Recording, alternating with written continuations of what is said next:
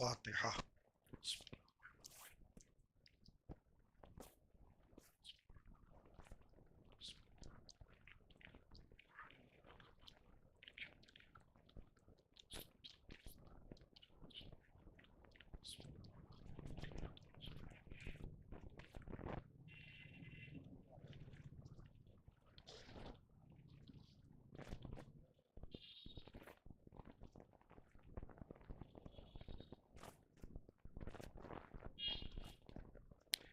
لا حول ولا قوة الا باللہ العلی العظیم۔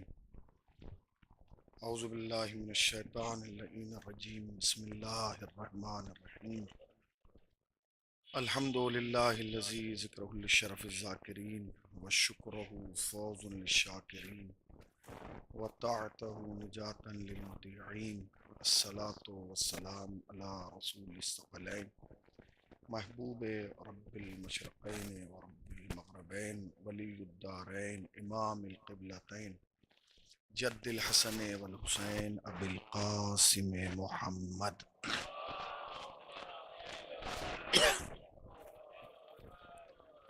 اما بعد فقد قال اللہ سبحانہ تبارک وتعالی وقولہ الحق، بسم اللہ الرحمن الرحیم، الف لام میم ذالک الکتاب لا ریب فیہ ھدی للمتقین، صلوات پڑھیں محمد وآلہ۔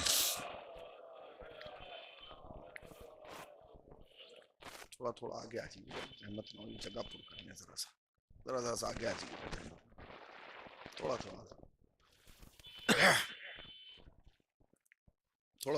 آگے آ جائیے۔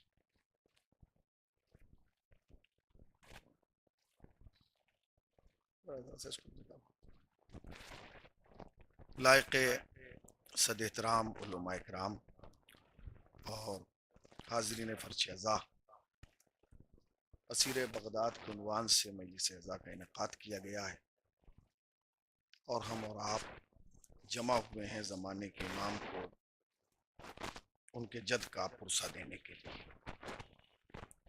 یہی قانون حیات ہے اور یہی اصول زندگی کہ جب ہمارے سماج سے بھی کوئی اس دار فانی کو چھوڑ کر اس عالم بقا میں قدم رکھتا ہے تو ہم اس کے ایصال ثواب کے لیے بھی مجلس اعضاء منعقد کرتے ہیں۔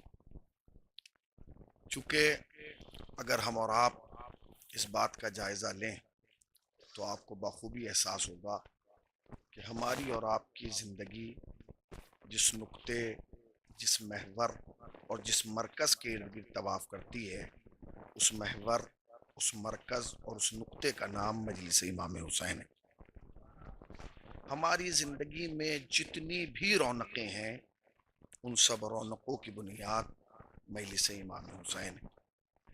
ہمارے اندر جتنی بھی دینداری پائی جاتی ہے اس کے پیچھے بھی کہیں نہ کہیں راز مجلس امام حسین ہے۔ ہم جتنا بھی قرآن اور قرآن والوں کو پہچانتے ہیں اس کے پیچھے بھی کہیں نہ کہیں راز مجلس امام حسین ہے۔ ہم جتنا بھی عمران اور آل عمران کو پہچانتے ہیں اس کے پیچھے بھی کہیں نہ کہیں راز مجلس امام حسین ہے۔ اس کی ایک وجہ یہ ہے کہ جن گھرانوں میں، جن خانوادوں میں اور جن آغوشوں میں ہم نے اور آپ نے تربیت پائی ہے اس میں ہمیں یہی بتایا گیا ہے کہ گھر میں غربت ہو تو مجلس ہونا ہے، گھر میں دولت آ جائے تو مجلس ہونا، تم خوشحال ہو تو مجلس ہونا ہے، تم پریشان ہو تو مجلس ہونا ہے، تم بیمار ہو تو مجلس ہونا ہے، تم صحت پا جاؤ تو مجلس ہونا ہے، تمہارا گھر بہاروں سے بھرا ہو تو بھی مجلس ہونا ہے، تمہارا گھر بیماریوں سے بھرا ہو تو بھی مجلس ہونا ہے۔ یہی نہیں، ہمیں یہ بھی بتایا گیا کہ اگر تمہارے گھر سے جوان کی میت جائے تو بھی مجلس کرنا، جوان کی بارات جائے تو بھی مجلس بننا۔ شاید میں ایک لفظ کہوں تو یہ لفظ بنیاد مجلس بن جائے گا کہ خالی یہی نہیں، ہمیں یہ بھی بتایا گیا ہے کہ اگر تمہارے پاس گھر نہیں ہے تو گھر پانے کے لیے مجلس کرو، اور اگر حسین گھر دے دے تو شکرانے کے طور پہ مجلس کرو۔ تو پوری زندگی کا انحصار مجلس سید الشہداء پر ہے۔ اس کے علاوہ کوئی اور چیز نہیں ہے کہ جس کو آپ منبع قرار دے دیں یا یہ کہیں کہ جی یہی اثاثہ ہے، چونکہ اس وقت کسی کے پاس بھی وقت نہیں ہے۔ وہ اگر دے رہا ہے تو مجلس سید الشہداء کو وقت دے رہا ہے۔ اسیر بغداد کے عنوان سے اس مجلس کا آغاز ہوا۔ سب سے پہلے میں آپ کو ایک حدیث سنا دیتا ہوں، اسی امام کی جس امام کے ذکر کے لیے ہم بیٹھے ہیں. مولا فرماتے ہیں کہ رجب، چونکہ ماہ رجب کا اختتام ہے، آخری ایام ہے، ابھی بھی 3-4 دن باقی ہیں.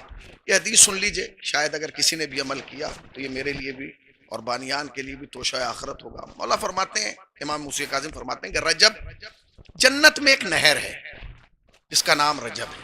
جنت میں ایک نہر ہے جس کا نام رجب ہے. مولا وہ کون سی نہر ہے؟ کہتے ہیں وہ نہر ہے جس کا پانی دودھ سے زیادہ سفید ہے اور شہد سے زیادہ میٹھا ہے. آپ نے کبھی دیکھی ہے ایسی نہر؟ مولا فرما رہے ہیں کہ رجب نام کی جنت میں ایک نہر ہے جس کا پانی دودھ سے زیادہ سفید ہے اور شہد سے زیادہ میٹھا ہے.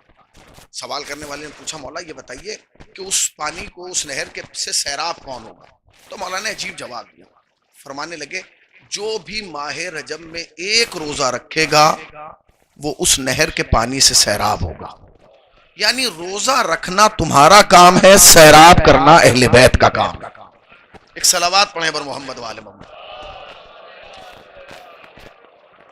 تھوڑی تھوڑی دیر کے بعد مجلس آگے بڑھتی رہیے گا. بس کوشش یہ کیجیے گا کہ اگر بات آپ تک پہنچے تو مجھے احساس دلائیے گا کہ میں شیشے کے سامنے نہیں، شیعوں کے سامنے پڑھ رہا ہوں. اس لیے کہ شیشہ نہیں بولتا، شیعہ بولتا ہے. صلوات پڑھیں بر محمد والے. بہت اطمینان. تو حدیث آپ تک پہنچ گئی. مولانا نے فرمایا اچھا اس قسم کی بہت ساری حدیثیں آپ کو رجب کے حوالے سے مل جائے گی. جیسے معصوم نے فرمایا کہ رجب علی کا مہینہ ہے، شعبان نبی کا مہینہ ہے، رمضان خدا کا مہینہ ہے. رجب علی کا مہینہ ہے، آپ نے بڑی آہستگی سے سن لیا. رجب علی کا مہینہ ہے، شعبان نبی کا مہینہ ہے، رمضان خدا کا مہینہ ہے. یہ حدیث بھی سب کو مزہ نہیں دے گی، اسی کو مزہ دے گی جس کا کلمہ 3 ٹکڑوں والا ہے. صلوات پڑھیں پر محمد والے محمد والے. تو رجب علی کا مہینہ ہے، شعبان نبی کا مہینہ ہے اور رمضان خدا کا مہینہ ہے. رمضان خدا کا مہینہ. مزہ کون لے گا؟ جس کا کلمہ 3 ٹکڑوں والا ہوگا. آپ بورڈ پہ لکھیے رمضان خدا کا مہینہ، پھر نیچے لکھیے شعبان نبی کا مہینہ، اور پھر لکھیے رجب علی کا مہینہ. آپ نے دیکھا اللہ نے مہینوں میں بھی فاصلہ نہیں رکھا. نہیں پہنچے. اللہ نے مہینوں میں بھی فاصلہ نہیں رکھا. آپ بورڈ پہ لکھیے رمضان خدا کا مہینہ، شعبان نبی کا مہینہ، رمضان علی کا مہینہ. اور جب اس حدیث کا مزہ لینا ہو تو جہاں لکھا ہو نا رمضان خدا کا مہینہ، سامنے لکھیے لا الہ الا اللہ. اور جہاں لکھا ہو شعبان نبی کا مہینہ، سامنے لکھیے محمد رسول اللہ. اور جہاں لکھا ہو رجب علی کا مہینہ، سامنے لکھیے علی ولی اللہ. تو رجب میں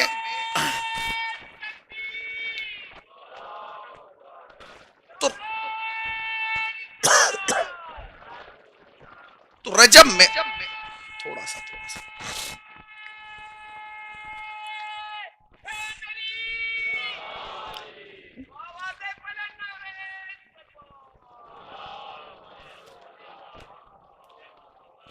رجب عظیم مہینہ ہے، عبادتوں کا مہینہ ہے، استغفار کا مہینہ ہے، قرب الہی کا مہینہ ہے. معصوم سے پوچھا گیا کہ رجب میں قرب الہی حاصل کرنے کا بہترین طریقہ کیا ہے؟ فرمایا استغفار. یعنی جتنا تم استغفار کرتے چلے جاؤ گے تم خدا کے قریب ہوتے چلے جاؤ گے. اب ایک جملہ کہوں، دیکھیے قرآن رمضان میں بھی آیا اور رجب میں بھی کئی قرآن آئے. بس فرق اتنا ہے کہ جو قرآن رمضان میں آیا وہ رحل کی زینت بنا، جو رجب میں آیا وہ آغوش رسالت کی زینت بنا. ٹھیک ہے. تو میں نے جس حدیث کو نہیں، آیت جو پڑھی ہے وہ مشہور زمانہ ہے، اور جتنے افراد بیٹھے ہیں ان میں کوئی بھی ایسا نہیں ہوگا جو اس کا حافظ نہ ہو. ہدی للمتقین، اللہ نے متقین کے لیے ہدایت بنایا. کسے؟ قرآن کو. الف لام میم حروف مقطعات قرآنی سے، ذالک الکتاب لا ریب فیہ، وہ کتاب ہے جس میں کوئی عیب نہیں ہے، ریب نہیں ہے، کمی نہیں ہے. ہدی للمتقین، یہ متقین کے لیے ہدایت ہے. پروردگار عالم نے ہدایت کو 2 حصوں میں رکھا، ایک کتاب، ایک معصوم. ایک کتاب، ایک معصوم.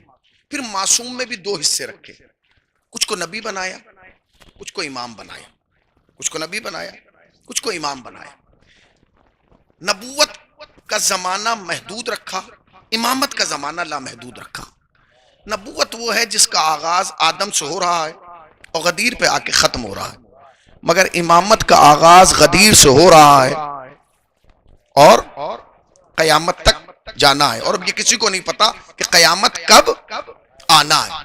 مصطفیٰ نے غدیر کے میدان میں لوگوں کو جمع کیا اور جمع کرنے کے بعد ایک طویل خطبہ دیا اور اس کے بعد مولا کائنات کو بلایا اور اشارہ فرمایا کہ جو علی ہے یہ آج سے تمہارا مولا ہے. یعنی جاتے ہوئے محمد نے آتے ہوئے علی کا تعارف کرایا، جاتے ہوئے محمد نے آتے ہوئے علی کا تعارف کرایا اور کہا کہ بھئی آج سے یہ مولا ہے. ہم یہ سمجھتے ہیں کہ مولا کے معنی یہ ہیں وہ ہیں، نہیں، نبی نے فرمایا تھا آج سے یہ ذمہ دار شریعت ہے. نہیں پہنچے، آج سے یہ ذمہ دار شریعت ہے اور یہی قیامت تک ذمہ دار شریعت رہے گا. اب میں قدم آگے بڑھنا چاہتا ہوں. تو مسلمانوں کو چاہیے یہ تھا کہ غدیر کے بعد لوگ امامت کی طرف رجوع کرتے، مگر لوگ خلافت کی طرف چلے گئے. اچھا، اب دو چیزیں ہیں، ایک امامت ہے ایک خلافت ہے، دونوں کے درمیان بڑا فرق ہے.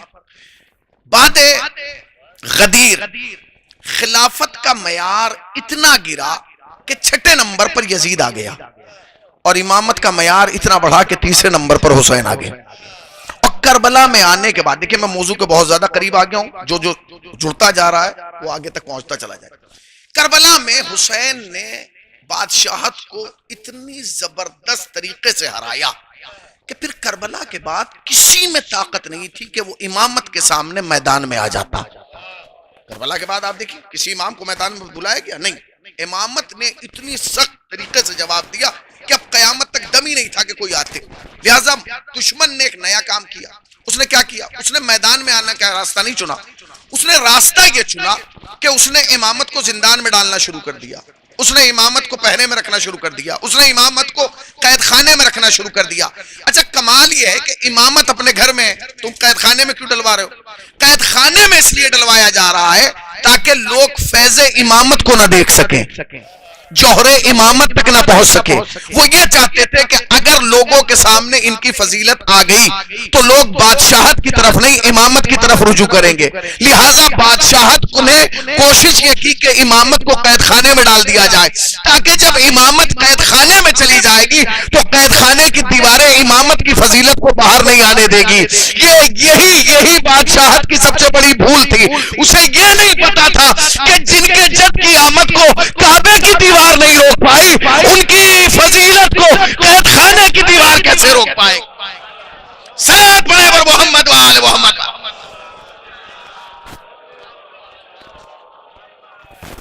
جن کے جد کی آمد کو دیوار کعبہ نہیں روک پا رہی، ان کی فضیلت کو یہ قید خانے کی دیوار، یہ زندان کی دیوار یہ روک پائے گی؟ نہیں روک سکتی. امام دیکھیں تاریخ امامت میں 2 امام ایسے ہیں کہ جو ان کا تاریخ امامت کا عدد اور ولادت کا عدد ایک ہے. ان میں پہلی ذات ہے امام حسین کی. امام حسین امام بھی تیسرے ہیں، آئے بھی 3 شعبان کو ہیں. نہیں پہنچے، تھوڑا سا توجہ دیں.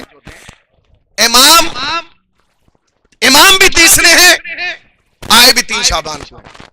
اور دوسرے 7ویں امام بھی 7ویں ہیں، نہیں پہنچے.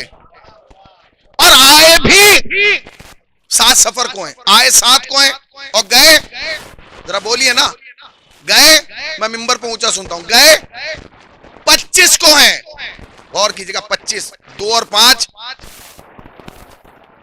امام آئے بھی 7 کو ہیں اور امام بھی 7ویں. سارے امام جتنے بھی ہیں ان میں ایک وہ ہیں جو مکے میں پیدا ہوئے، ایک وہ اکثر وہ ہیں جو مدینے میں پیدا ہوئے. یہ تمہارا 7واں امام وہ ہے جو نہ مدینے میں پیدا ہوا ہے نہ مکے میں پیدا ہوا، مقام ابوا پہ پیدا ہوا. مقام ابوا وہ کون سا مقام ہے؟ جہاں تمہارے مرسل اعظم رسول اعظم کی والدہ کی قبر ہے. اب جب اس دنیا میں آئے اس کائنات کے آنگن میں امام نے قدم رکھا ہے تو امام نے اتنی خوشی منائی ہے، تمہارے 6 امام نے، کہ 3 دن تک لوگوں کو کھلایا ہے. کتنے دن تک؟ ذرا زور سے بولیے.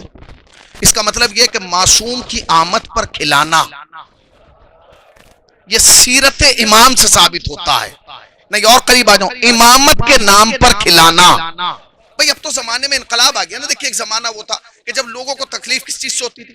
آپ کے علم سے، آپ کے تعزیے سے، آپ کے جلوس سے، اسی سے تو، آپ کی مجلس سے، اسی سے تو. اب تو اتنا انقلاب آ گیا سوشل میڈیا پہ کہ لوگوں کو آپ کے کنڈے سے تکلیف ہو رہی ہے. یہ کہتے ہیں جی یہ فلاں کے مرنے کی خوشی منا رہے. نہیں، ہم تو اپنے امام کی نظر دلاتے ہیں. اگر آپ بیدار ہیں تو میں ایک جملہ کہوں، بھئی ہم کس کی نظر دلاتے ہیں؟ آج تک کبھی کسی نے کہا کہ ہم فلاں کی خوشی منا رہے ہیں؟ نہیں، ہم اپنے چھٹے امام کی نظر دلاتے ہیں. تم کہتے ہو کہ ہم فلاں کے مرنے کی خوشی منا رہے ہیں. میں منبر سے کہہ رہا ہوں کوئی شیعہ اس کے مرنے کی خوشی نہیں مناتا، اس لیے کہ جس کے جینے کی ہمیں خوشی نہ ہو. صلوات پڑھنا پر محمد وآل محمد. تھوڑا سا جس کے جینے کی ہمیں خوشی نہیں ہے، اس کے مرنے کی ہم خوشی منائیں گے؟ ہم تو اپنے امام کے نام پہ، یاد رکھیے گا. اور ہم خالی 22 رجب کو نہیں کھلاتے، تاریخ گواہ ہے، ہم 20 جمادی الثانی سے کھلانا شروع کرتے ہیں، پورا رجب کھلاتے ہیں، پھر شعبان میں کھلاتے ہیں، تاکہ دنیا کو پتہ چل جائے کہ شیعہ قوم وہ واحد قوم ہے جو 3 مہینے ان کے نام پر کھلاتی ہے، زندگی بھر ان کے نام پہ کھاتی ہے. ساتھ میں محمد وآل محمد پاک.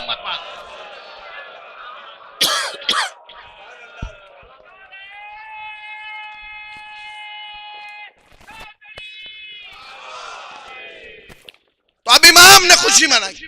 بھائی ہر باپ کو اپنے بیٹے کے پیدائش پر خوشی ہوتی، مگر امام نے خوشی منائی جبکہ پہلا بیٹا نہیں تھا. یاد رکھیے گا، پہلا بیٹا نہیں تھا. امام میں موسی کاظم 7ویں امام جعفر صادق کی بڑی اولاد نہیں ہوئی، مگر جب امام آئے تو خوشی منائی. لوگوں نے کہا خوشی کیوں منا رہے ہیں؟ تو امام نے کہا یہ ایسے آئے ہیں اس دنیا میں کہ جیسے میرے نانا آئے تھے، جیسے میرے دادا آئے تھے. کہا کیسے؟ کہا سجدے کا عالم. بچے نے پیدا ہونے کے بعد سجدہ کیا. نہیں غور کیا، یعنی کیسے آئے؟ جیسے میرا نانا محمد آیا تھا، جیسے میرا دادا علی آیا تھا. آپ نے غور ہی نہیں کیا. شیعت کو شیعت رہنے دو، علی کو علی ولی اللہ رہنے دو، اللہ مت بناؤ. میں کیا کہہ رہا ہوں؟ شیعت کو شیعت رہنے دو، اس کے ڈھانچے کو مت بگاڑو. آپ کیا کہہ رہے ہیں؟ امام نے کیا کہا؟ خوشی منائی. کیوں؟ اس لیے کہ ایسے آیا جیسے میرا نانا محمد آیا تھا، جیسے میرا دادا علی آیا تھا. یعنی امام آئے بھی سجدے میں، امام گئے بھی سجدے میں. یاد رکھو جو سجدے میں آئے وہ خدا نہیں ہوتا، جو سجدے سے جائے وہ بھی خدا نہیں ہوتا. صلوات پڑھیں نا پر محمد وآل محمد پر. جو سجدے میں آئے وہ خدا نہیں ہے. شیعت شیعت ہے. ان مجلسوں سے بتانا چاہیے کہ علی ولی اللہ ہیں. اللہ 2 مصرے پڑھ دیتا ہوں، پتہ نہیں کس کے مجھے یاد آ گئے. بڑے خوبصورت شعر کہے کسی نے 2 مصرے. کہتا ہے ہمیں عقیدہ وحدت کی داد دی جائے، ہمیں عقیدہ وحدت کی داد دی جائے، علی کے ہوتے ہوئے ہم خدا کو مانتے ہیں. آپ اس جس زمانے میں اور جس دھرتی پہ آپ گرائیں، لوگ پیڑوں کو پوج رہے ہیں.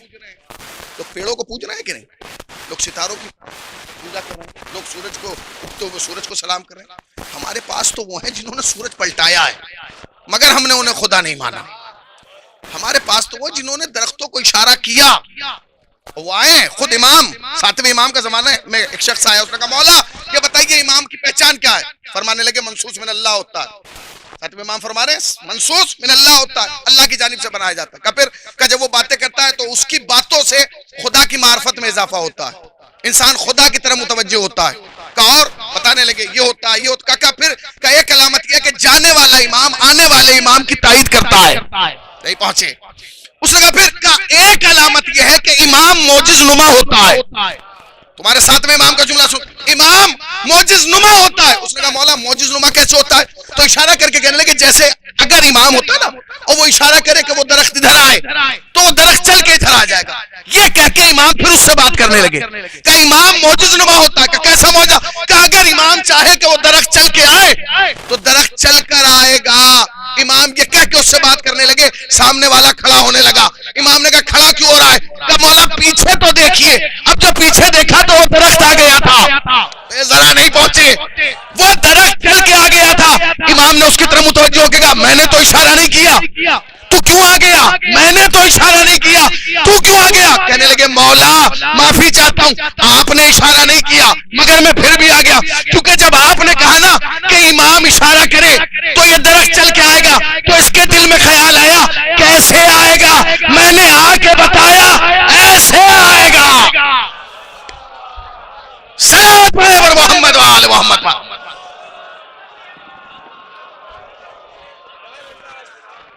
سردی کچھ زیادہ ہو رہی ہے یا مجھے لگ رہی ہے؟ کیا ہو رہا ہے؟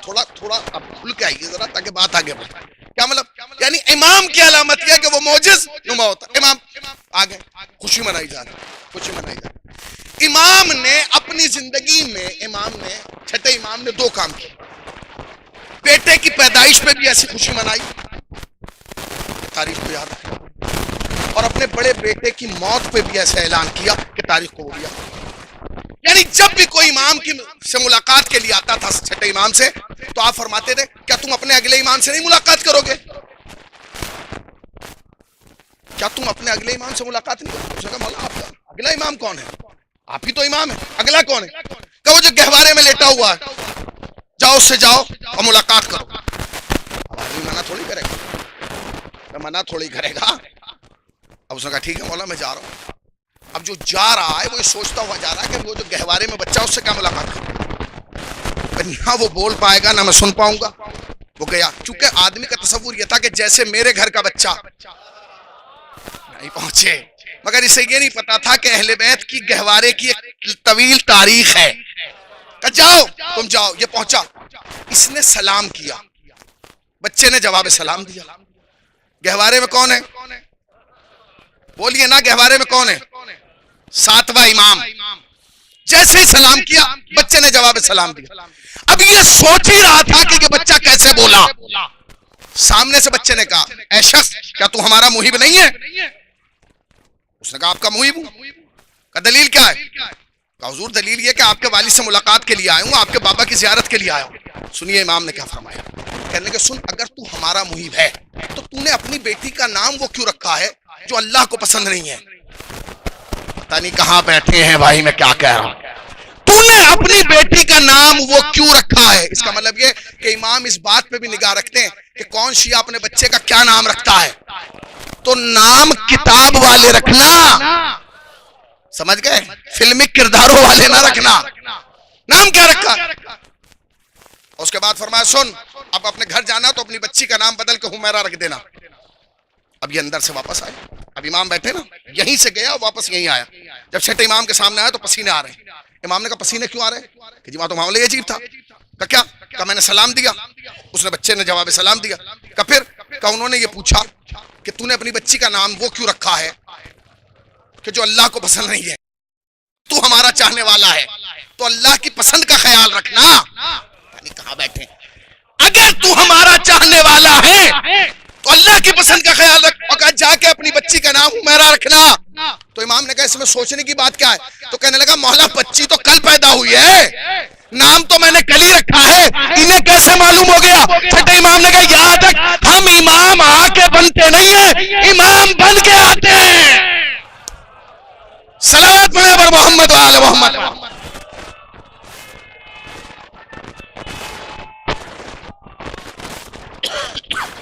ہم امام آ کے نہیں بنتے، ہم امام بن کے آتے ہیں. امام آ کے بننا اور ہے، امام بن کے آنا یہ عالم کب کا ہے؟ گہوارے کا عالم. یاد رکھیے گا، اگر گھر میں کوئی بہت بڑی شخصیت ہو تو آنے والی نسل کو اپنا وجود منوانے میں وقت لگتا ہے. پوری زندگی یہی ثابت کرنے میں لگ جاتا ہے کہ ہم ابا بھی ایسے تھے، ہم بھی کچھ ہیں. ہوتا ہے کہ نہیں بھائی؟ باپ کون ہے؟ خالی امام نہیں، وہ جس نے پہلی اسلامک یونیورسٹی کی بنیاد رکھی، 4000 اسٹوڈنٹ کی تربیت کی ہے. امام اعظم ابو حنیفہ جیسا شاگرد ہے.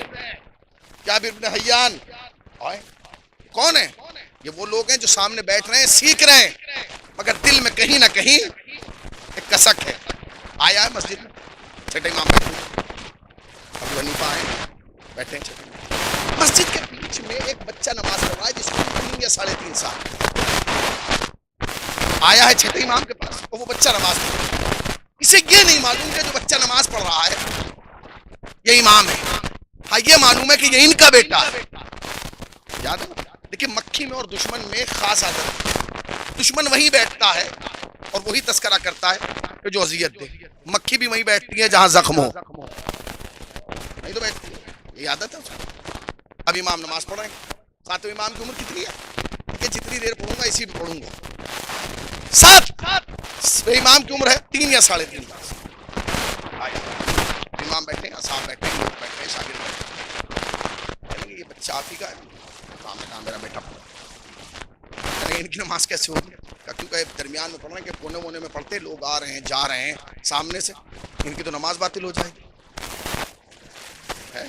اب آپ دیکھ رہے ہیں ایک ہی جگہ دو امام بیٹھے ہیں، ایک نقلی ایک اصلی، ایک اللہ کا بنایا ہوا۔ اچھا یہ بتائیے کہ اگر کسی بچے پر کوئی اعتراض کرے باپ کے سامنے، سب سے پہلے باپ اس کی حمایت میں بولتا ہے نہیں بھائی میرے بچے، ہوتا ہی ہمارے سماج میں یہ ہوتا، امام نے یہ نہیں کیا، امام نے یہ نہیں کیا۔ اس نے کہا کہ جی یہ بچہ نماز پڑھ رہا ہے، بتائیے اس کی نماز کیسے ہوگی؟ اس کے سامنے سے لوگ گزر رہے ہیں، ہمارے یہاں تو مکروہ ہے، اوروں کے یہاں تو نماز باطل ہو جاتی، کب باطل ہو گئی بتائیے؟ امام مسکرائے، مسکرا کے بھائی بتا تجھے اعتراض میرے عمل پہ یا بچے کے عمل پہ؟ خدا کی قسم نہ دنیا نے ایسا باپ دیکھا نہ بیٹا دیکھا۔ تو کہنے لگے نہیں عمل پہ تو اعتراض بچے کے، تو امام نے کہا پھر مجھ سے کیوں پوچھ رہا ہے؟ جس پہ اعتراض ہے اس سے پوچھ۔ اس نے کہا کیا مطلب میں اتنا بڑا؟ انہوں نے کہا جا جس پہ اعتراض ہے پوچھ۔ اس نے کہا تو کیا یہ بچہ جواب دے گا؟ کہا نہیں یہی دے گا۔ اچھا یہ ابو حنیفہ یہ سمجھ رہے تھے کہ جیسے میرے بچے ویسے یہ بچہ، اسے یہ نہیں پتا کہ امت کے بچے اور ہیں، امام کے بچے اور ہیں۔ امام نے نماز تمام کی، آواز دی میرے لال ادھر آؤ، جی بابا، میرے لال انہیں تمہارے عمل پر اعتراض ہے۔ فرمائیے کیا اعتراض ہے؟ بتائیے کیا اعتراض ہے؟ اس اعتراض کو بھی دور کیا جائے گا۔ کیا اعتراض یہ کہ آپ نماز پڑھ رہے تو لوگ آپ کے سامنے سے گزر رہے تھے، یہ کیسے ہوگا؟ آپ کی تو نماز باطل ہو گئی۔ 3.5 سال کا بچہ جو 7واں امام ہے مسکرایا، مسکرا کے کہا کہ اے ابو حنیفہ میرے اور خدا کے درمیان اتنا فاصلہ نہیں ہے کہ اس کے درمیان کوئی تیسرا آ جائے۔ آئے آئے آئے آئے صلوات پڑھیں نا پر محمد وآل محمد۔ میرے اور میرے خدا کے درمیان اتنا فاصلہ نہیں ہے کہ تیری نماز ہے کہ جب تو نماز پڑھتا ہے تو کھڑا یہاں کی مسجد میں ہوتا ہے اور دماغ اپنے گھر میں رکھتا ہے۔ میں ہوں میرے اور میرے خدا کے درمیان اس لیے کہ تیرا خدا تجھ سے دور ہوگا، میرا خدا شہرگ حیات سے قریب۔ یہ کتنے سال کا؟ 3.5 سال۔ اب امام کے جو بڑے بھائی ہیں ان کا نام ہے اسماعیل۔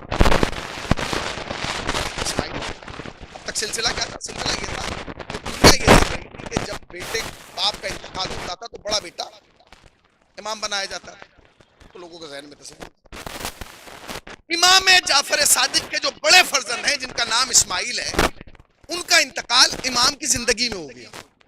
امام کا زندگی میں انتقال ہو گیا۔ اب جب انتقال ہو گیا تو عموماً کیا ہوتا ہے جب کسی کے بیٹے کا انتقال ہوتا ہے تو باپ بیٹھ کر روتا ہے، یہ تو ہوتا ہے، لوگ آ کے پرسہ دیتے ہیں۔ نہیں، جب اسماعیل کا انتقال ہوا تو جو بھی پرسہ دینے کے لیے آیا امام نے اسے بلایا اور باقاعدہ چادر اٹھا کے کہا دیکھ میرا بیٹا اسماعیل دنیا میں نہیں رہا، انتقال ہوا۔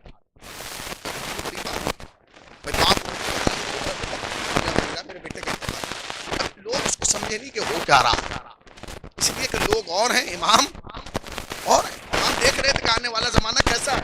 جو بھی آتا تھا پھر جنازہ اٹھایا گیا، اٹھایا گیا اور بتایا گیا کہ میرے بیٹے اسماعیل کا جنازہ ہے، لے جا کے دفن کر دیا۔ ایک بیٹا اور ہے جو دوسرے نمبر پہ، ان کا نام ہے جناب عبداللہ۔ عبداللہ کے نام سے تاریخ یاد ہے، یہ ذہن میں یاد رکھیں۔ جب امام جعفر صادق کا انتقال ہوا اس کے بعد جو بادشاہ امام کی زندگی میں آئے وہ 4 بادشاہ ہیں۔ پہلے کا نام منصور ہے، دوسرے کا نام مہدی ہے، تیسرے کا نام ہادی ہے اور چوتھا وہ بادشاہ ہے جو آپ کا قاتل ہے۔ اس کا نام کیا ہے؟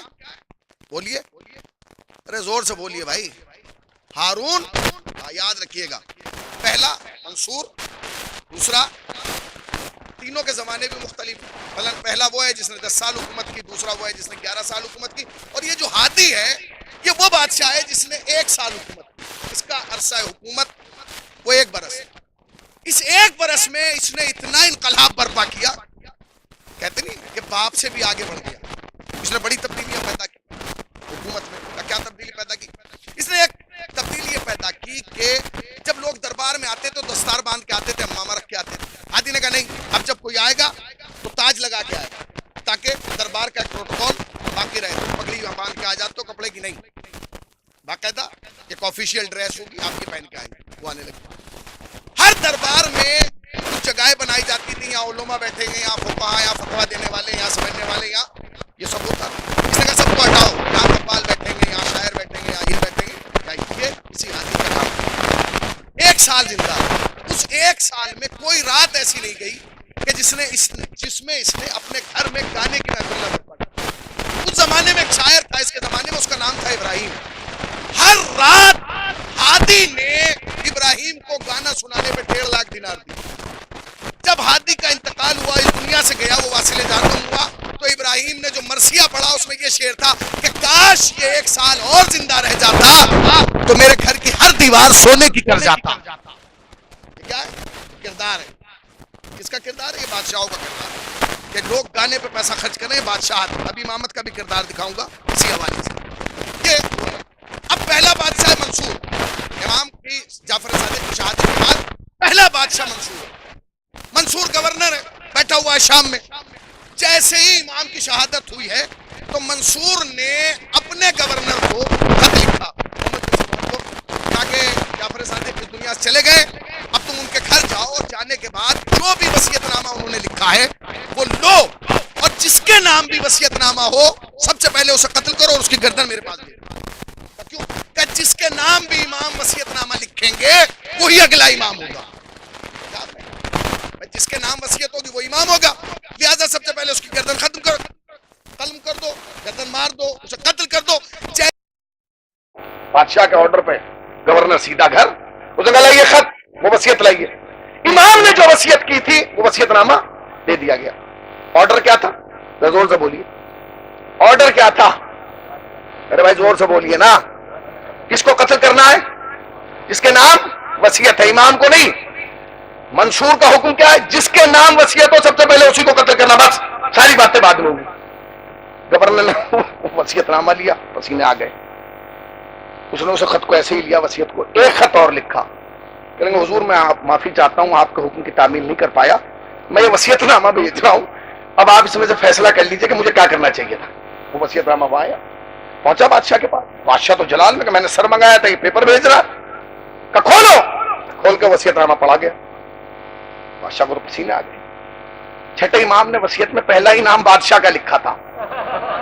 تمہارے سمجھنے پہ سلام ہے، خدا کی قسم نہیں پہنچے۔ پہلا نام کس کا لکھا تھا؟ نکتے مجھے بھی بہت سارے یاد ہیں اور یہ سب گواہ ہیں، ابھی سنانا شروع کروں گا تو سب داد دینے لگیں گے، مگر موضوع کے تقاضوں کو پورا ہونا، ٹھیک ہے نا؟ کیا کہا کہ جی پہلا نام کس کا تھا؟ اب اس نے کہا کہ میں نے تو آرڈر یہ تھا جس کا نام پہلا اس کو قتل کر دینا۔ دوسرا اس گورنر کا جو گیا تھا، تیسرا امام کی زوجہ کا، چوتھا عبداللہ کا، پانچواں چھٹے امام کا۔ آپ نے غور کیا؟ آپ نے نہیں کیا۔ اگر غور کر لیتے یہ سکون ٹوٹ جاتا۔ اس کا مطلب یہ کہ جہاں بادشاہ سوچنا ختم کرتی ہے وہاں سے امامت سوچنا شروع کرتی ہے۔ سلام پر محمد و آل محمد پاک۔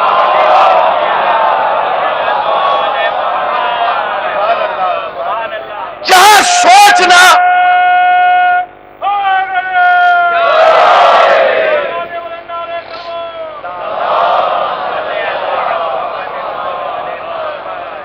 بادشاہت سوچنا شروع کرتی ہے، ختم کرتی ہے، وہاں سے امامت کا قتل کر دو۔ کس کو کرے گا قتل؟ اپنے گردن پہ چلا لے گا، کیسے ہوگا جی؟ اب یہ جنگ ہو رہی ہے۔ ایک دشمن وہ ہے جو گھر کے باہر ہے۔ ایک دشمن کون ہے؟ جو گھر کے باہر ہے، جسے بادشاہ کہیے، منصور کہیے، حکومت، اقتدار، ثروت۔ ایک دشمن وہ ہے جو باہر کھڑا ہے۔ دو دشمن وہ ہے جو اندر ہے۔ یاد رکھیے گا، انسان باہر والے دشمن سے لڑ سکتا ہے، اندر والے سے نہیں لڑ سکتا۔ اور اگر اس کے گھر میں اندر جنگ شروع ہو گئی تو وہ باہر والوں سے بھی نہیں لڑ پائے گا۔ یہ خانہ جنگی یہ حالات خراب کر دیتی ہے، انسان کی شخصیت کو مسمار کر دیتی ہے کہ گھر میں جنگ شروع ہو گئی۔ امام کے ساتھ مشکل یہ تھی کہ پہلا حملہ وہ تھا جو باہر سے آ رہا تھا، وہ منصور کی طرف سے تھا، وہ قتل کرنا چاہتا تھا، وہ ختم کرنا چاہتا تھا، وہ امامت کے سلسلے کو روکنا چاہتا تھا، وہ ہدایت کے منارے کو گرانا چاہتا تھا۔ ایک دشمن وہ۔ دوسرا، دو حملے گھر سے۔ پہلا حملہ یہ کہ وہ بیٹا جس کا انتقال ہوا تھا اور جس کے لیے امام نے سب کو بتایا کہ یہ انتقال ہو گیا، دیکھو اسے پہچانو، یہ میرا بیٹا اسماعیل ہے، اب اس دنیا میں نہیں رہا، اس کا بیٹا ہے محمد۔ اس نے کہا کہ جی میں امام ہوں، میں امام ہوں، حق میرے بابا کا تھا، میرا بابا اس دنیا میں نہیں ہے، لہذا اب امامت میری طرف آئے گی۔ یعنی امامت کا معاملہ یہ کہ امام کے مقابلے پہ پہلا دعوے دار جو آیا وہ خود بھتیجا ہے، تو یہ کہہ رہا ہے کہ میں بھی امام ہوں۔ کیجئے مقابلہ، ثابت کیجئے، بٹھائیے اسے گھر، وہ کہہ رہا میں امام ہوں۔ اور لوگوں کا کیا کہنا ہے؟ لوگ کہتے ہیں کہ اسماعیل مرے نہیں ہیں، اسماعیل کو اٹھا لیا گیا۔ آج تک وہ عقیدہ اور وہ نظریہ آج تک چل رہا ہے، آج بھی اسماعیلی شیعہ پائے جاتے ہیں، پائے جاتے ہیں کہ نہیں؟ ارے بھائی بولے، پائے جاتے ہیں۔ وہ کہتے ہیں چھٹے امام تک ہے، ساتواں ہمارا اسماعیل ہے۔ مگر آپ سے میں پوچھ رہا ہوں کیا ان کی بخشش ہو جائے گی؟ بولیے، آدھا درجن سے زیادہ بیٹھے ہیں علماء، کروا دے گا کوئی بخشش؟ روزے پہ کھڑے رہیں، گڑ جائیں۔ یاد رکھیے گا، امامت کو اپنے نظریے سے ماننا شیعت نہیں ہے، امامت کو اپنے نظریے سے ماننا شیعت نہیں ہے، امام کو امام کے حکم کے مطابق امام ماننا شیعت ہے۔ مان لیجیے آپ جو بنائیے، نہیں، جو شیعت میں ایک کا بھی اضافہ کرے وہ بھی جہنمی، جو ایک گھٹائے وہ بھی بڑھائے گا تو گیا، گھٹائے گا۔ اور اس نے کتنے گھٹائے؟ اس نے 6 گھٹا دیے، تو اب یہ جنگ ہے، یہ جنگ ہے۔ دوسرا وہ بھائی جس کا نام عبداللہ ہے، اس نے اعلان کر دیا، اس نے کہا جی میں امام ہوں۔ بھائی تم کیوں امام ہو؟ کہہ لیں گے سنیے، اگر باپ کی زندگی میں بڑا بیٹا مر جائے تو ساری چیزیں چھوٹے بیٹے کی طرف ٹرانسفر ہو جاتی ہیں، ابا کی نماز یہ پڑھے گا، یہ کرے گا، لہٰذا میرے حق ہے۔ اب امام کیسے کہیں؟ سچ بتائیے، اگر یہ معاملہ یہاں ہو جاتا ہندوستان میں تو کیا ہوتا؟ دونوں بھائی ایک دوسرے کے سامنے آستین چڑھا کے حق میرا ہے۔ بھائی ہم تو چھوٹی چھوٹی دکانوں پہ لڑ لیتے ہیں، مکانوں پہ لڑ لیتے ہیں، تو امامت کا معاملہ ہے، کیا کریں گے؟ کیسے ثابت کریں گے کہ میں امام ہوں؟ بتائیے کیسے کریں گے ثابت؟ بتائیے، ہم ہوتے تو لڑتے، آپ ہوتے تو لڑتے۔ لوگ آ رہے ہیں امام کے سامنے، مولا کون امام ہے؟ وہ بھی کہہ رہے ہیں امام، یہ بھتیجا بھی کہہ رہا ہے امام۔ امام نے کہا رکو، غلام کو بلا کے میرے صحن میں ذرا لکڑیاں جمع کرو۔ لکڑیاں جمع ہو گئی، لکڑیاں جمع ہو گئی، کب اس کو نظر آگ لگاؤ، اس میں آگ لگا دی۔ اب یہ لکڑیوں کا انبار، اس میں آگ لگ گئی۔ امام اٹھے، دوش پہ ردا ڈالی اور اندر جا کے بیٹھ گئے، اور اندر بیٹھ کے ویسے ہی باتیں کر رہے تھے جیسے باہر بیٹھ کے کر رہے تھے۔ آپ نے غور نہیں کیا، اندر بیٹھ کے ویسے ہی گفتگو فرما رہے تھے جیسے باہر۔ تھوڑی دیر بیٹھے، باتیں کی، اس کے بعد پھر دوش پہ ردا ڈالی، واپس باہر آ گئے، باہر آ گئے۔ اور وہی بیٹھے تھے بھائی جنہوں نے کہا تھا میں بھی امام ہوں، کہہ لیں گے بھائی جان اب بسم اللہ، اگر آپ بھی امام ہیں تو چلے جائیے، یہ مسجد کا امام نہیں ہے، یہ کائنات کا امام ہے، آپ بھی آ جائیے، جائیے۔ کہہ لیں گے میں تو نہیں جاؤں گا، تو بھائی جا، یہ آگ دیکھ کے لوگ بڑے بڑے ٹھیک ہو جاتے ہیں کہ آؤ آؤ، کہ نہیں میں نہیں جاؤں گا، کہ اچھا آپ نہیں جا سکتے، اتنا ہاتھ آگ میں جل جاؤں گا۔ امام نے کہا کہ اگر آپ امام ہیں تو جائیے، بیٹھیے، اس لیے کہ امام پہ تو آگ حرام ہے۔ میں نے پڑھ دیا اور تم نے سن لیا بڑی آہستہ سے۔ امام خالی خود نہیں گئے، ردا لے کے گئے، ردا لے کے آئے۔ کمال یہ نہیں تھا کہ امام نہیں جلے، کمال یہ تھا کہ ردا بھی نہیں جلی۔ صلوات پڑھ دینا پر محمد و آل محمد پر۔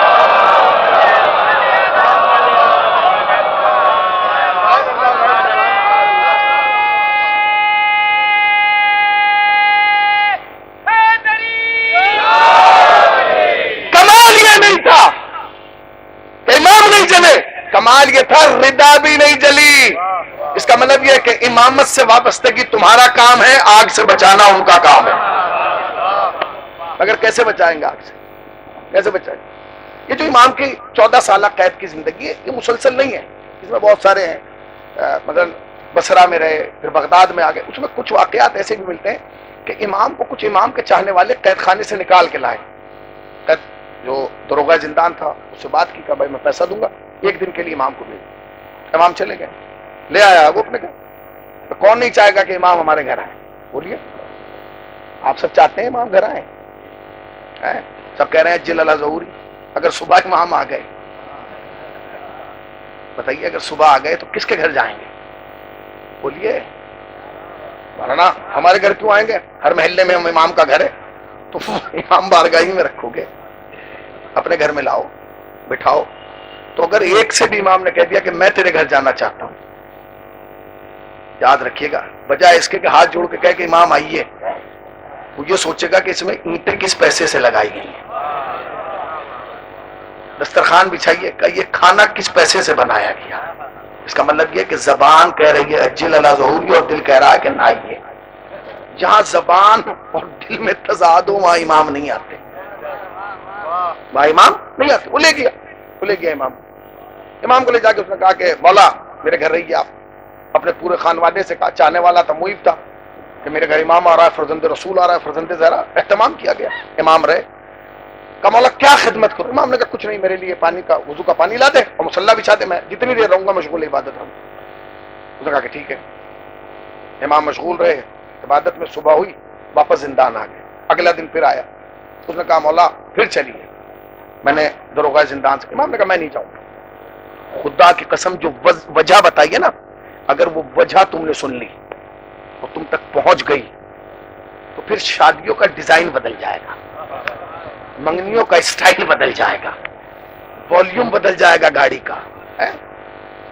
امام نے کہا میں نہیں جاؤں گا۔ مولا کیا میرے خانوادے سے کوئی خطا ہوگا؟ نہیں نہیں کچھ نہیں۔ کہا پھر کیوں؟ کہا تیرا جو پڑوسی ہے نا اس کے گھر سے گانے کی آواز آتی ہے، اتنی مجھے اذیت زندان نے نہیں دی ہے۔ امام کا جملہ، امام فرما رہے مجھے اتنی اذیت زندان نے نہیں دی ہے جتنی تیرے شیعہ کے گھر میں نہیں بج رہا تھا۔ پھر سن لیجیے گا، شیعہ کے گھر میں گانا نہیں بج رہا تھا، اس چاہنے والے پڑوسی کے گھر میں بج رہا تھا۔ امام نے کہا جتنی اذیت مجھے اس گانے نے دی ہے اتنی زندان نے نہیں دی، ان کے تازیانوں نے نہیں دی ہے، اس کے ظلم و ستم نے نہیں دی، جتنی اس نے دی ہے۔ ٹھیک ہے مولا کوئی بات نہیں، میں نہیں جاؤں گا، آپ کی مرضی ہے۔ نہیں پیغام ایک قدم اور آگے بڑھ۔ امام جا رہے ہیں گلی سے۔ اب یہ دیکھیے کہ جو ایسا ہادی جیسا بادشاہ جو ہو، جس نے اتنا پیسہ لٹا دیا، اور سماج کا کیا عالم ہوگا بھائی؟ سماج اور معاشرے کا کیا عالم ہوگا؟ معاشرے پہ کس چیز کا اثر پڑتا ہے؟ معاشرے پہ اس چیز کا اثر پڑتا ہے، اس شخص کا اثر پڑتا ہے جو نظر آتا ہے بھائی یہ ہمارے آئیڈیل ہے، مولانا ہے، یہ قبلہ ہے، یہ علامہ ہے، یہ فلاں ہے، ان کا ہی اثر ہے۔ اور وہاں تو جس کا اثر پڑنا چاہیے تھا وہی گانے سن رہا تھا۔ امام گلی سے جا رہے، ایک صاحب کے گھر سے گانے کی آواز آ رہی، امام رکے، دق الباب کیا، کنیز نکل کے آئی۔ اب امام نے اس کے دروازے پہ دق الباب نہیں کیا، میرے کیا، آپ کے کیا، ہما شما کے سب کے کیا، دق الباب کیا، اندر سے کنیز آئی نکل کے۔ امام نے کہا یہ آواز کس چیز کی آ رہی؟ اس نے کہا مولا گانے۔ کون سن رہا؟ کہا میرے مالک کو پسند ہے اس لیے وہ سن رہا۔ خدا کی قسم امام نے جی کہنے لگے کنیز یہ بتا تیرا آقا آزاد ہے یا غلام ہے؟ تیرا آقا غلام ہے یا آزاد ہے؟ اس نے کہا آزاد ہے۔ امام نے جو جملہ کہا وہ جملہ نہیں ہے، روح ہے انسان کی، اگر وہ سمجھ جائے تو زندگی بھر طہارت سے زندگی گزار دے گا۔ امام نے کہا سن، تم نے سچ کہا کہ وہ آزاد ہے، اس لیے کہ اگر کوئی غلام ہوتا ہے تو اسے اپنے آقا کا ڈر ہوتا ہے۔ کس کا جملہ ہے؟ اب تم یہ سوچو کہ تم غلام ہو یا آزاد ہو، یہ ہمیں طے کرنا ہے۔ میں غلام ہوں یا آزاد ہوں؟ آپ غلام ہیں یا آزاد ہیں؟ ہم غلام ہیں یا آزاد ہیں؟ ہم سب بیٹھے نا، یا تو ہم غلام ہیں یا آزاد ہیں، یہ ہمیں طے کرنا ہوگا۔ کب طے کرنا ہوگا؟ جب یوٹیوب چلائیں تو دیکھیں غلام ہیں یا آزاد ہیں۔ جب گاڑی میں جائیں چلانے سے پہلے سوچے غلام ہے یا آزاد ہے۔ مگر اس سے کچھ اثر نہیں ہوگا چاہے میں 1.5 گھنٹے اسی پہ تقریر کر دوں، کیونکہ جس سماج میں ہم رہ رہے ہیں اس سماج کے حالات یہ ہو گئے ہیں کہ ہم مسجد میں جب جاتے ہیں تو مسجد میں لکھا ہوتا ہے آپ سی سی کیمرے کی نگاہ میں، بس ختم ہو گیا۔ جو مسجد میں آ کے بھی کیمرے سے ڈر رہا ہے، خدا سے نہیں ڈر رہا، اس سماج کو کوئی سدھارنے والا نہیں ہے۔ صلوات پڑھو محمد و آل محمد پر۔ جس سماج میں مسجد اور امام بارگاہ کے دروازے پہ لکھا ہو آپ سی سی کیمرے کی نگاہ میں ہیں، برائے کرم ایسا عمل نہ کریں۔ کیا مطلب ہے؟ جو مسجد اور امام بارگاہ میں آ کے مولا اور اللہ سے نہیں ڈر رہا ہے وہ سی سی کیمرے سے ڈرے گا؟ نہیں۔ مولا کائنات نے جب حکومت کی تو اس میں جملہ کہا اے لوگوں تم آزاد ہو، آج سے جو چاہے کرنا، بس یاد رکھنا کہ تمہارے ہر عمل کو اللہ دیکھ رہا ہے۔ لوگوں نے کہا مولا یہ یہی کافی ہے، اگر ہدایت پانے والا اسی سے کافی ہے۔ آج سے تم آزاد ہو، جو چاہے کرو، بس یاد رکھنا کہ تمہارے ہر عمل کو اللہ دیکھ رہا، ہر عمل کو اللہ دیکھ رہا. اب ہر آدمی کا نظریہ، ہر آدمی اپنا ایک نظریہ رکھتا. امام نے جملہ کہا، اتر کے چلے گئے. قمبر بھی کھڑے ہوئے تھے. انہوں نے دیکھا، لوگوں نے کہا جی یہ کیا حکومت کریں گے؟ انہوں نے تو آج ہی کہہ دیا کہ آج سے تم آزاد ہو، جو چاہے کرو، اب تو ہمارے دل میں جو آئے گا وہ کریں گے. امام نے کہا نہیں، اس جملے کا اثر صبح ہونے سے پہلے نظر آئے گا. صبح ہونے سے پہلے جملے کا اثر نظر آئے گا. اچھا میں آپ سے پوچھ رہا ہوں بہت آہستہ سے، جملے کا اثر ہوا کہ نہیں ہوا؟ مولا کا جملہ سنیں گے پورا. کل کا سورج بعد میں نکلے گا، جملے کا اثر پہلے ہوگا. یہ جو میں نے جملہ کہا ہے کہ تم اپنے خدا کی نگاہ میں ہو، ہر عمل کو تمہارے خدا دیکھ رہا، اس جملے کا اثر صبح کا سورج بعد میں نکلے گا، اس جملے کا اثر پہلے نظر آئے گا. میں تم سے ہاتھ جوڑ کے پوچھ رہا ہوں، جملے کا اثر ہوا یا نہیں؟ بولو بولو. ہوا. اگر نہ ہوتا تو 2024 میں بھی سورج نہ نکلتا. جانتے ہو کیوں؟ اس لیے کہ جس کا بلال سورج روک لے اس کا علی بھی سورج روک سکتا ہے. ہوا. جب امام اٹھتے ہیں مسجد میں جانے کے لیے تو مجمع کھڑا ہوا ہے. مولا وہ جملے کا اثر، ایک شخص آ گیا، اس نے کہا مولا میں نے گناہ کیا. کیا گناہ کیا؟ کہ یہ گناہ کیا. امام نے کہا گناہ کیا؟ کہاں؟ کیا کیا؟ کہا میں نے چوری کی. امام نے کہا تو نے چوری نہیں کی. کہ نہیں میں نے چوری کی ہے. کہ نہیں تو بھوکا ہوگا. کہ نہیں میں شکم سیر تھا تب میں نے چوری. امام نے کہا نہیں تو غلام ہو. کہ نہیں میں آزاد تھا. امام نے 9 کی 9 شرطیں گنائی، یہ اس نے کہا نہیں میں. آپ نے غور کیا، ایک رات میں چور کا ضمیر بیدار ہو گیا. ایک رات میں چور کا ضمیر بیدار کیا. میں نے چوری. امام نے کہا نہیں تو نے چوری. جی میں نے چوری کی. امام نے کہا جب تو نے چوری کی گھر والوں نے دیکھا؟ کہنے لگے نہیں. محلے والوں نے دیکھا؟ کہا نہیں. پہرے داروں نے دیکھا؟ چوکیداروں نے دیکھا؟ سپاہیوں نے دیکھا؟ شہر میں کسی نے دیکھا؟ اس نے کہا نہیں، نہ گھر والے نے دیکھا، نہ محلے والے نے دیکھا، نہ شہر والے نے دیکھا، نہ چوکیدار نے دیکھا، نہ سپاہی نے دیکھا، کسی نے نہیں دیکھا. امام نے کہا پھر بتانے کی ضرورت کیا تھی؟ ارے چوری کر چکا تھا، سکون سے زندگی گزارتا، یہاں کیسے آتا؟ اس نے کہا مولا ضمیر سونے نہیں دے رہا، کسی نے نہیں دیکھا مگر میرا دل بار بار کہہ رہا ہے میں چوری کر رہا تھا، اللہ دیکھ رہا تھا. تمہارے ہر عمل کو خدا دیکھ رہا، تمہارے ہر عمل کو خدا دیکھ رہا. امام کیا کہا؟ مجھے اس آواز سے یہ بتا کہ تو آزاد ہے یا غلام ہے؟ جی وہ تو آزاد ہے. میں آپ سے پوچھ رہا ہوں اگر یہی سوال امام ہم سے کر لیں تم آزاد ہو یا غلام ہو، کیا جواب دو گے؟ بولو بولیے. مولا نہیں، ہم غلام ہیں، مجلس میں آپ کے غلام، محفل میں آپ کے غلام، عزا خانوں میں آپ کے غلام. مگر مولا تھوڑی سی مشکل ہے، جب شادیوں میں آتے ہیں غلامی ختم ہو جاتی ہے، پارٹیوں میں آتے ہیں غلامی ختم ہو جاتی ہے، بازاروں میں آتے ہیں غلامی. یہ ہماری مرضی کا، ہم نے جب چاہ غلامی کا توق ڈال دیا. جب چاہ بھائی شادی ہونے تو شادی کے بعد بس اس بار کھڑے ہو کے کھانا کھانے تو اگلی بار، اس بار ہونے تو انجوائے، اگلی بار نہیں. جو ولایت ہے نا، ولایت کا مطلب ہی ہے کہ اگر تم نے اہل بیت کی ولایت کو قبول کیا ہے تو پھر اہل بیت کے وجود کا انکار نہیں ہونا چاہیے، نہ زبان سے نہ عمل سے. ایک جملہ اور سن لیجیے، جلدی جلدی باتیں بہت ساری ہو سکتی ہیں. امام موسیٰ کاظم بیٹھے ہوئے ہیں، زندان میں بیٹھے ہوئے ہیں. ایک سپاہی آ گیا، اس نے کہا کہ حضور آپ کو بلایا گیا. کہاں؟ دربار میں بلایا. کیوں بلایا؟ جی پتہ نہیں بادشاہ بلا رہا ہے. اچھا بادشاہ نے کیوں بلایا؟ محبت میں بلایا؟ نہیں، روایت یہ کہتی ہے کہ امام کو خالی زندان میں نہیں رکھا گیا، پورے دن میں 1 روٹی دی جاتی تھی. کتنی؟ 1 روٹی دی جاتی تھی. 1 روٹی دن بھر میں 1 روٹی دی جاتی. اور اس پہ سپاہی معین کیے گئے تھے کہ تمہیں اتنی دیر تازیاں نے مارنا ہے، تمہیں اتنی دیر. اب وہ کہہ رہے کہ امام آپ کو بلایا. امام آ گئے. اب جو آئے تو ہارون دسترخوان پہ بیٹھا ہوا. آئیے، سخرا باز ہے، بیٹھیے، بسم اللہ. یہ محبت ہے یہ محبت نہیں، یہ عداوت ہے، یہ بغض ہے، یہ امام کی توہین کرنا چاہتا ہے. اس نے محبت میں نہیں بلایا، اس نے ایک جادوگر بلا کے بٹھایا تاکہ وہ جادوگر اپنے جادو کے ذریعے کچھ ایسا کرے کہ لوگوں کی نگاہ میں امام کا معیار کم ہو جائے، اور لوگ کہیں کہ نہیں ان کی کوئی طاقت نہیں، قدرت نہیں ہے. امام بیٹھ گئے، حضور کھانا کھائیے، بسم اللہ کیجیے. امام نے کہا اچھا. امام نے جیسے ہی روٹی کی طرف ہاتھ بڑھایا تو اس جادوگر نے اشارہ کیا، روٹی ہوا میں اڑنے لگی، کبھی ادھر جاتی کبھی ادھر جاتی. امام نے ہارون کی طرف دیکھ کے کہا اس سے کہہ کہ رک جا، اس سے کہو کہ رک جائے، اس لیے کہ ابھی اس نے اشارہ کیا، جب میں اشارہ کروں گا تو کوئی روکنے والا نہیں ہوگا. ایک لمحے کے لیے وہ بادشاہ تو مطمئن تھا اپنے، وہ جو بلایا گیا تھا جادوگر وہ گھبرایا کہ نہیں یار یہ شیعوں کا امام ہے. تو لگا پریشان نہ ہو، اس دربار میں کچھ کا ہے ہی نہیں، ہے ہی نہیں، مجمع میرا، لوگ میرے، عوام میری، سننے والے دیکھنے والے، تجھے کون، یا کوئی نہیں لوگ، یہ کسے اشارہ کریں گے، یہ کسے بلائیں گے. امام نے اشارہ کیا. کسے اشارہ کیا جانتے ہیں؟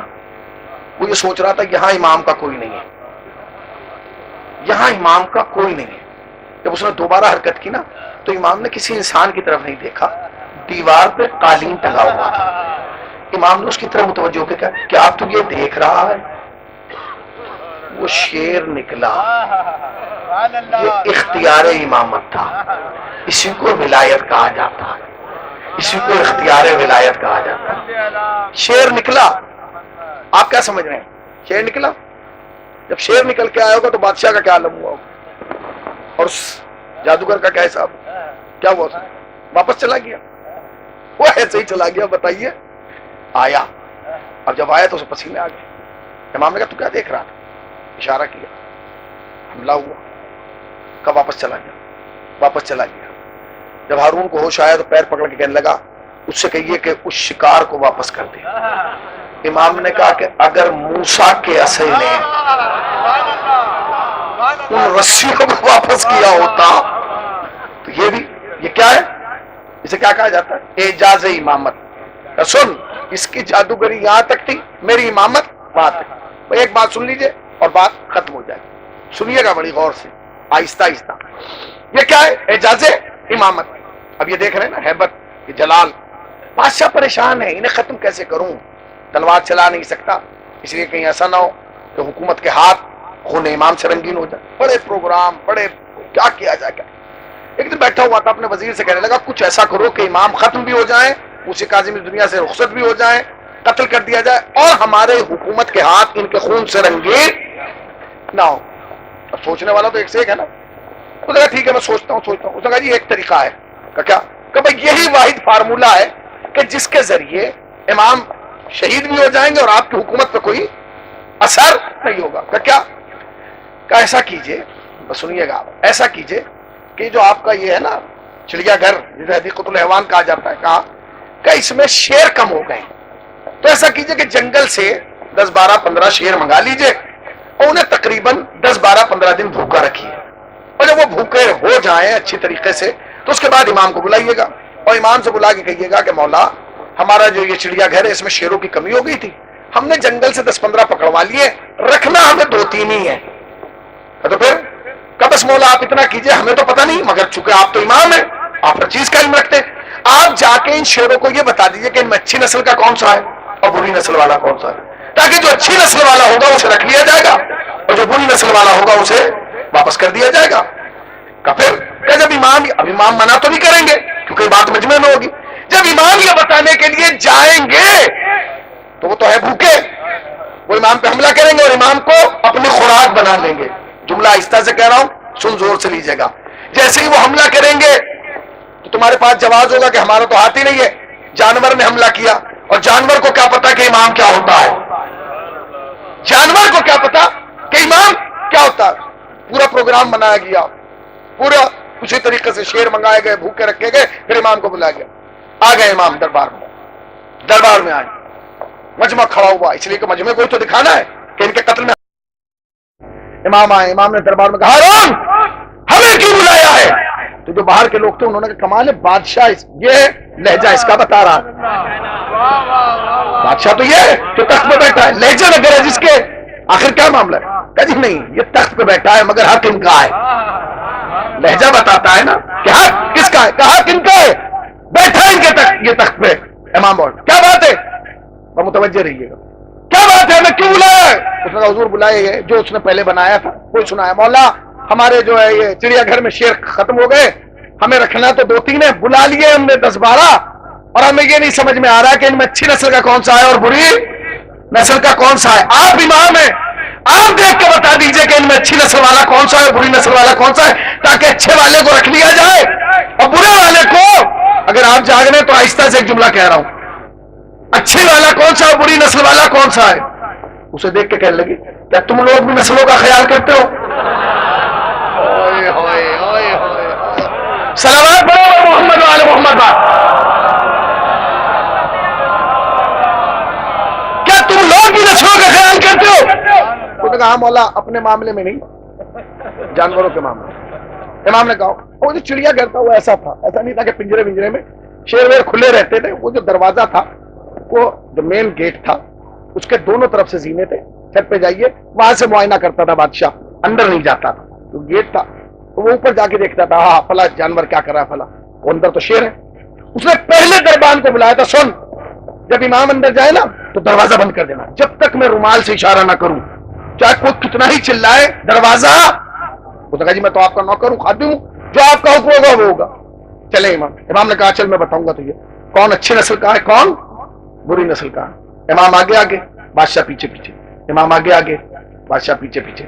تم نے سنا نہیں؟ امام آگے آگے، تمہارے سننے پر سلام. امام آگے آگے، بادشاہ پیچھے پیچھے. امام آگے آگے، بادشاہ پیچھے پیچھے. بتا دیا ہر دور میں امامت آگے رہی ہے، بادشاہت پیچھے رہی ہے. آج بھی امام والے آگے ہیں، بادشاہ والے بھائی. آج بھی تو پوری دنیا کو پتا چل گیا، یہ جو چند دن کی جنگ ہوئی ہے اس میں پوری دنیا کو پتا چل گیا کہ ارطغرل غازی کی ٹوپی پہن کے جمعے میں جانا ہو ہے، میدان عمل میں میدان میں ٹکنا ہو ہے.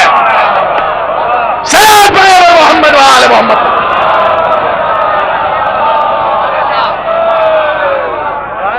امام آگے آگے، بادشاہ پیچھے پیچھے. امام آگے آگے، بادشاہ پیچھے. وہ دروازہ آ گیا. جب دروازہ آیا، اب دروازے کے تو اندر جانا ہے. اب امام نے دیکھا کہ میں اندر جا رہا ہوں، بادشاہ اوپر جا رہا ہے. امام نے کہا کہ نہیں مولا میں تو اوپر سے دیکھوں گا. امام نے کہا تو اوپر چلا گیا تو میں کس کو دکھاؤں گا؟ کہ نہیں میں اوپر سے بیٹھوں گا، وہیں سے دیکھوں گا. امام نے دیکھا.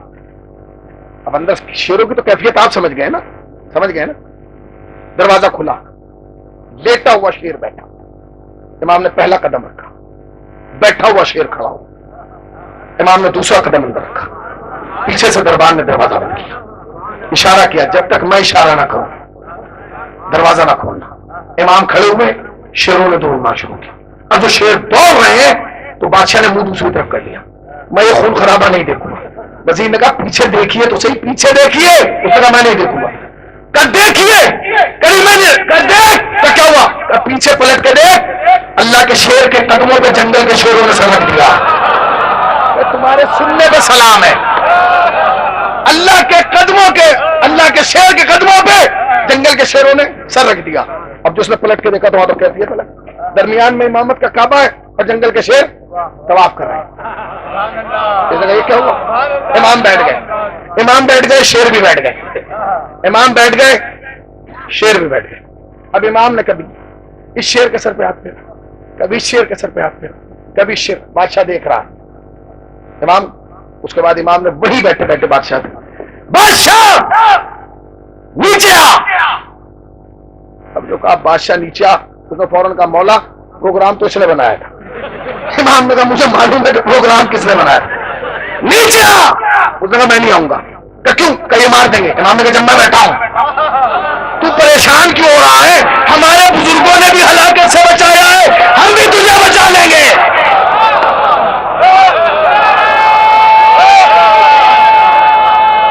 نکل کے نہیں مل گئے.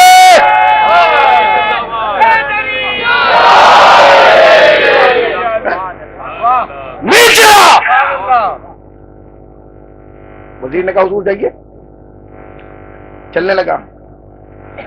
اس نے کہا کہ حضور یہ بتائیے کہ دربان کو اشارہ کون کرے گا؟ آپ تو اندر جا رہے ہیں. تو کہنے لگے دربان سے کہنا دروازہ نہ بند کرو، یہ میں کہہ رہا ہوں، دروازہ نہ بند کرو۔ آ گیا نیچے، آ کے وہیں کھڑا ہو گیا دروازے کے پاس، جی مولا۔ امام نے کہا اور آ گیا، اس نے کہا مولا یہاں سے نظر، اور آ گیا، اس نے کہا مولا یہاں سے نظر آ رہا، قریب آ، دو قدم کر کے آگے بڑھا۔ امام نے کہا اور آگے اور آگے اور آگے، پھر آگے کھڑا، پھر مولا بس اب یہاں سے صاف نظر آ رہا۔ امام نے کہا سوال کیا تھا تیرا؟ جب مجھے پڑھنے سے پہلے اتنا مزہ آ رہا ہے تو میں سن کے کتنا مزہ آئے گا۔ امام نے کہا تیرا سوال کیا تھا؟ کہنے لگا مولا میرا سوال نہیں تھا، اس نے پروگرام بنایا تھا کہ آپ بھیجیں گے تو یہ حملہ کریں گے۔ مولا سوال یہ کہ ان میں سے دیکھ کے جلدی سے بتائیے ان میں اچھی نسل کا کون سا ہے، بری نسل کا کون سا ہے؟ امام نے کہا سن بادشاہ یہ سارے اچھی نسل کے ہیں، سب اچھی نسل کے ہیں، سب اچھی نسل کے ہیں، سب اچھی نسل کے ہیں۔ اس نے کہا مولا کیسے؟ کہ بادشاہ یاد رکھ آج سے لے کے قیامت تک جو بھی ہمارے دروازے پہ اپنے سر کو جھکا دے اس کی نسلوں پر شک نہ کرنا۔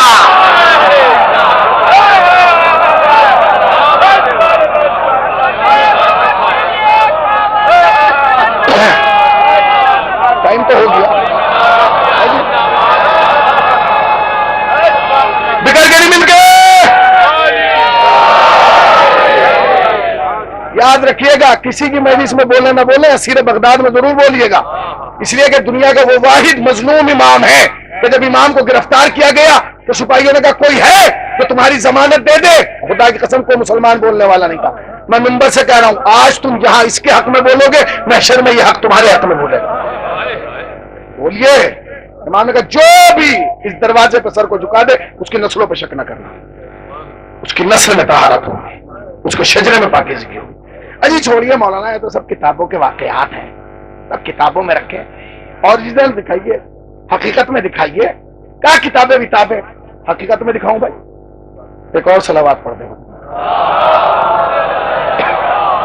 نہیں ایک اور صلوات پڑھ دیں محمد والے۔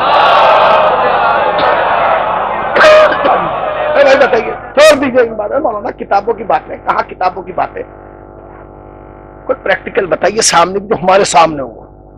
امام اتنے جلال والے تھے، اتنی ہیبت تھی، اتنا وہ تھا، یہ تھا وہ تھا۔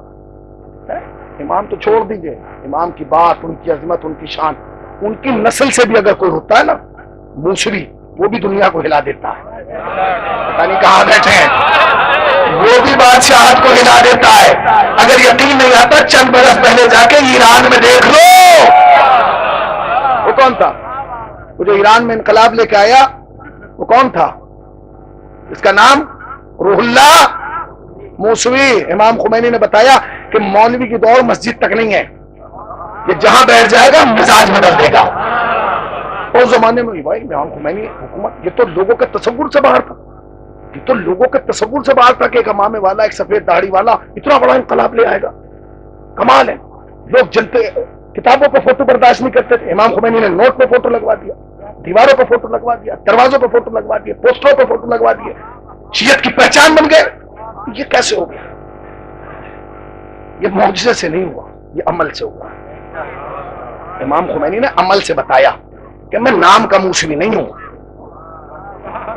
میں نے سیرت پڑھی نہیں ہے، اس پہ عمل بھی کر رہا ہوں۔ میں نے بادشاہت کو جھکا کے بتایا ہے کہ جب غلام ایسا ہے امام کیسا ہوگا۔ بیٹھے اس زمانے میں 3 بادشاہ تھے، ضیاء الحق، قذافی اور یاسر عرفات۔ اب یہ پڑھے ان کا نام تھا، یہ تازی حکومت، لوگوں نے کہا جی یہ شیعوں کا مولوی، کہا جی یہ بھی اسلامی، نہیں اسلامی نہیں، اسلامی نہیں، یہ شیعوں کا حکومت ہے۔ یعنی یہ بتا رہے تھے شیعہ اور ہیں اور مسلمان اور ہیں، یہ پہلے بتانا چاہ رہے تھے۔ اس جنگ کے بعد لوگوں نے خود اخباروں میں لکھنا شروع کر دیا کہ 55 ملک مسلمانوں کے ہیں، 1 ملک اسلام والوں کا ہے۔ اب بھیا یہ کیسے پتا چلے گا کہ اسلام والے کون سے اور مسلمان والے کون سے؟ انہوں نے کہا جو امریکہ سے سر جھکا کے بات کرے وہ مسلمانوں کے ملک ہے، جو آنکھوں میں آنکھیں ڈال کے بات کرے وہ اسلام۔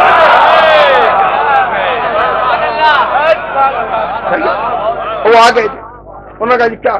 اب یہ آ گئے، اب امام خمینی کو محل میں تھوڑے ہی رہ رہے تھے، جائیے بالائے تہران میں، آج وہ کمرہ چھوٹا سا کمرہ 10 بائی 10 کا، اسی میں امام خمینی بیٹھے، آ گئے آئے تھے۔ انہوں نے کہا کہ ہم آئیں گے امام خمینی کے سامنے کیونکہ ہم تو بادشاہ ہیں، ہمیں تجربہ ہے، ہمیں ایکسپیرینس ہے، ہم بتائیں گے کیا ہوتا ہے۔ آ گئے امام خمینی کے، اب امام خمینی ایک موسوی سید جس کی داڑھی سفید، سر پہ تقوی کا امامہ، دوش پہ توکل کے ردا ڈالے ہوئے بیٹھا، پہلے آئے ہنسنے لگے تینوں ایک دوسرے کو دیکھ کے. آپ نے غور نہیں کیا یہ تین ہیں وہ چوتھے ہیں. اب مجھے نہیں پتا کہ آپ کس بات پہ داد دے رہے ہیں. جو آپ سمجھ رہے ہیں خود ہی سمجھ رہے ہیں, میں اس میں نہیں. اور ہو سکتا ہے جو آپ سمجھ رہے ہیں میں وہی سمجھانا چاہ رہا ہوں. ہو سکتا ہے کیوں مجید بھائی, غلام عباس بھائی, جو یہ سمجھ رہے ہیں ہو سکتا ہے میں وہ سمجھانا نہیں چاہتا. یہ تین تھے اور وہ کمال یہ تھا کہ یہ ان کے تھے. انہوں نے کہا جی کیا آپ یہاں کمرے میں رہے 6x6 کے کمرے میں اس مسلح پہ بیٹھے ہیں اتنا بڑا انقلاب لا کے پوری دنیا کو اپنی طرف متوجہ کر کے. تو انہوں نے کہا مجھے کہاں ہونا چاہیے تھا کہ آپ کو تو وہاں بادشاہ کے محل میں جو چھوڑ کے گیا ہے خالی پڑا اس میں رہنا چاہیے تھا. کیا جملہ کہا, اسے کہتے ہیں علی کا نوکر. کہنے لگے سنو اسی مسلح پہ بیٹھ کے میں نے اس محل والے کو بھگایا ہے. اللہ اکبر اللہ اکبر. اسی مسلح پہ بیٹھ کے میں نے اس محل والے کو بھگایا, اسی پر بیٹھ کر. اس کی پاور سمجھ, اسی کو اس پہ بیٹھ کے میں نے اسے بھگایا. انہوں نے کہا جی ایک سوال ہے, وہ سوال کرتا ہوں جلدی جلدی. اب وہ سوال جو تھے وہ ایسے سوال تھے جس کا جواب کوئی بھی شیعہ ہوتا جذبات میں آگے دے. اس نے کہا جی آپ حکومت لائیں انقلاب لائیں, یہ بتائیے کہ جس ملک میں آپ انقلاب لائیں اس میں ہماری مسجدیں کتنی ہیں. سمجھ گئے نا, وضاحت تو نہ کرو. یعنی ایک مینار والی کتنی مسجدیں ہیں. انہوں نے کہا جی کہ ایک بھی نہیں ہے. یہی تو کہلوانا چاہتے تھے, یہ کروانا تھا. انہوں نے کہا آپ کی کتنی ہے. امام خمینی نے کہا ایک بھی نہیں. انہوں نے کہا یار یہ تو غلط ہو گیا, نہ ان کی ہے نہ ہماری ہے. تو کہیں گے پھر جب ہم تہران کے راستوں سے آ رہے تو جو مینار دیکھے وہ کن کی مسجدوں کے, جب نہ ہمارے نہ آپ کے. کہیں گے سنو نہ اس میں تمہاری کوئی مسجد ہے نہ ہماری. مسجد اس کی ہے جو نماز پڑھتا ہو, نہ ہی پہنچے. آپ نے غور ہی نہیں کیا. ایک جملہ کہا, خمینی نے بتا دیا کہ مسجد اس کی ہے جو نماز پڑھے, مصلی اس کا ہے جو نماز پڑھے, عزا خانہ اس کا ہے جو عزاداری کرے, انجمن اس کی ہے جو ماتم کرے. آج کے بعد نہ لڑنا, یہ میری انجمن, یہ تیری انجمن, یہ میرا جلوس, یہ تیرا جلوس, یہ میرا نواں خان, یہ تیرا نواں خان. میدان عمل میں. انہوں نے کہا جی ٹھیک, ابھی تو معاملہ ہی ختم, آتی پاتی ہو گیا. انہوں نے کہا جی تو سارا معاملہ ہی ختم ہو گیا. انہوں نے تو جواب ایسا دے دیا, اس کو تو ہم دنیا. اس نے کہا جی ایک سوال میں اور کروں. کہا جی کیا. وہ ایسا سوال تھا جس پہ تو خوشیوں کو داشتی نہیں تھی. انہوں نے کہا جی ہمارا سوال یہ کہ آپ خلفاء کو کس نظر سے دیکھتے ہیں.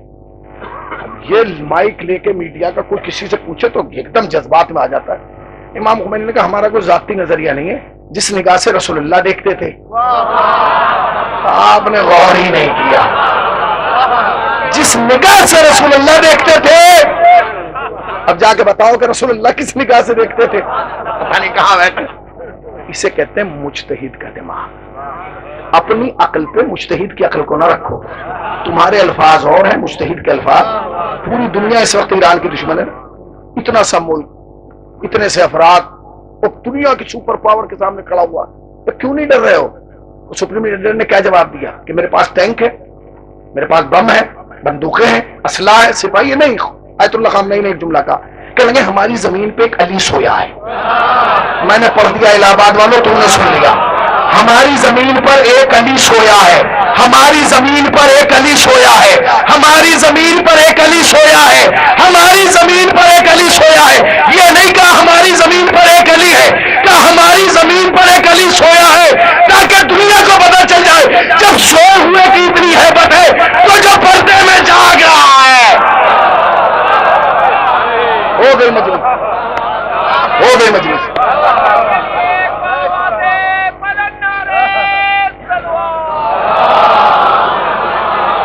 ختم.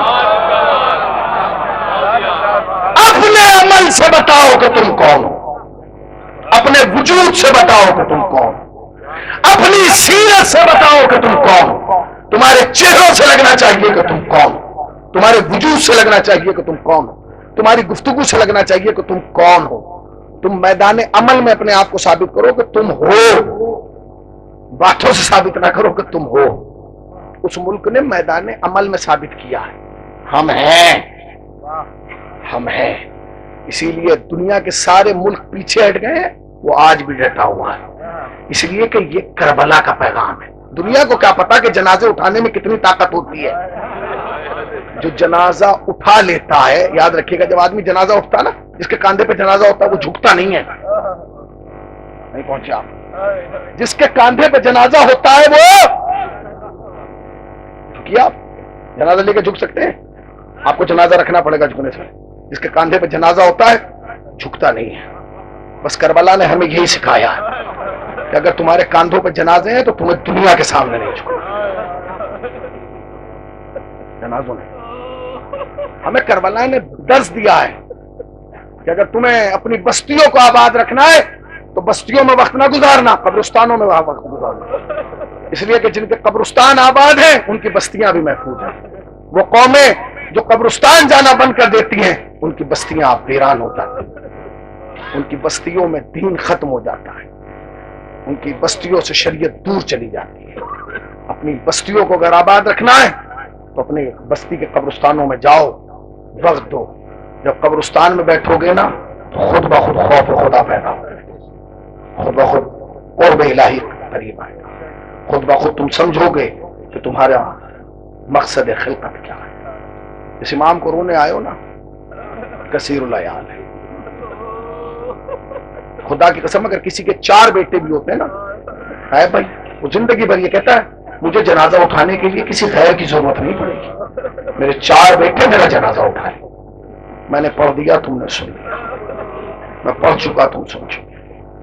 خدا کی قسم امام کے بیٹے مختلف روایت, کوئی 18 کوئی 20 ایسی بیٹیاں بھی ہیں, مگر کمال یہ اتنا غریب ہے کہ جس کے 18 بیٹے تھے اس کا جنازہ مستقبل ہو گیا.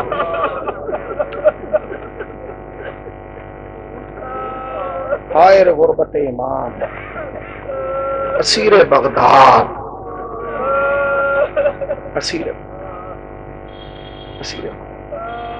جب تمہارے یہاں جنازہ گزرتا ہے نا, عموماً مجھے نہیں پتا یہاں کا کیا رواج ہے, تو پیچھے پیچھے ایک شخص بہت زور زور سے کلمہ پڑھتے ہیں نا, کلمہ پڑھتے ہیں زور زور سے, اس کا ثواب بھی ہے. مگر اس کلمے کو سن کر لوگ سمجھ جاتے ہیں کس کا جنازہ جا رہا ہے. جس امام کو رونے آئے نا, روایت کہتی ہے کہ 4 مزدور بلائے گئے جنازہ اٹھانے کے لیے. ایک شخص کو معین کیا گیا جس کا کام جنازے کو سہارا نہیں دینا تھا. اس ملعون کا کام یہ تھا کہ جنازے کے پیچھے چل رہا تھا اور چیخ چیخ کے کہہ رہا تھا لوگوں رافضیوں کا امام مارا گیا. رافضیوں کا امام, رافضیوں کا امام. آپ جائیے دیکھیے گا, یہ جو تابوت آئے گا نا, بڑا عظیم الشان تابوت, اسے خالی تابوت نہ سمجھنا, اس لیے کہ یہ تابوت نہیں ہے, تمہارے لیے شفا خانہ ہے. یہ باب الحوائج کا تابوت. اگر تم نے آج دل سے کوئی دعا اس مجلس میں کی نا, آنسوؤں کے ساتھ, خدا کی قسم نہ ممکن ہے کہ تم یہاں سے خارج چلے جاؤ. امام بیٹھے ہیں روزہ رسول پر تلاوت کر رہے ہیں. غربت دیکھو امام کی. سپاہی آیا ہے نا بغداد سے, کہتا کہ آپ کو بلایا ہے, بادشاہ نے بلایا. امام اٹھے, قرآن بند کیا, انا للہ, چلے. کہتے سپاہی کیا اجازت ہے میں اپنی بیٹیوں سے ملوں؟ اجازت ہے میں اپنی بیٹیوں سے ملوں؟ کہتے نہیں ہمیں اجازت نہیں ہے. امام نے کہا نہیں میں بیٹیوں سے ملنا چاہتا. اس نے کہا ہے مفتی کاظم اگر تم جانا چاہتے ہو نا اپنا کوئی ضامن لے. مدینہ تو رسول ہے, شہر مدینہ ہے, مسلمانوں سے بھرا ہو. رضا کا بابا تمہارا 7واں امام مسلمانوں کی طرف دیکھتا ہے. تم یقین جانو روایت کے جملے یہ کہ مسلمانوں نے امام سے منہ پھیر لیا. ہائے غربت, ہائے مصیبت, ارے نانا کے شہر میں امام اتنے غریب. ایک شخص جو مسلمان نہیں تھا, یہودی تھا, آگے بڑھا کہ تب میں ضمانت دیتا ہوں. بھائی تو کیوں ضمانت دے رہا ہے, تو مسلمان نہیں ہے. کہتا مجھے آج پتا چلا آپ کی بیٹیاں بھی ہے, میں نے کبھی کبھی آواز نہیں سنی. جانتے ہو خدا کی قسم امام کی نسل میں خالی امامت نہیں ہے, بیٹیوں میں بھی ایک بیٹی ہے جس کا نام معصومہ ہے, کریمہ اہل بیت ہے, جس کے حرم کو اہل بیت کا حرم کہا گیا ہے. آ گئے امام, آ گئے ہیں, آئے ہیں, زندان میں رکھا گیا. زندان بدلے گا, پہلے بصرہ پھر بغداد, قید خانہ کیسا ہے؟ آپ کیا سمجھتے ہیں؟ قید خانہ کو جیل نما تھا؟ نہیں، ایک کنویں کے نما قید خانہ. امام کا چاہنے والا آیا، دن میں ایک روٹی دی جاتی تھی. اس ایک روٹی کا اثر جانتے ہو کیا ہے؟ کیا سمجھو اسے ایک روٹی کا اثر کیا تھا؟ بتاؤں کیا تھا؟ ایک روٹی کا اثر یہ تھا کہ ایک شیعہ آیا ہے، اس نے سپاہی سے کہا میں امام کی زیارت کرنا چاہتا ہوں، یہ پیسے رکھ لے مجھے میرے امام کی. اس نے پیسہ لیا، کہتا ہے یہ جو روشن دان نا اس سے دیکھ نیچے تیرا امام ہوگا. اس نے روشن دان سے جھانکا، واپس آیا، کہتا بھائی نیچے امام نہیں ایک چادر ہے، مجھے چادر کے علاوہ کچھ نظر نہیں آتا. کہتا اسی چادر کے نیچے ذرا امام ہے. ارے اتنے کمزور ہو گئے. اللہ اللہ، اتنے کمزور ہو گئے.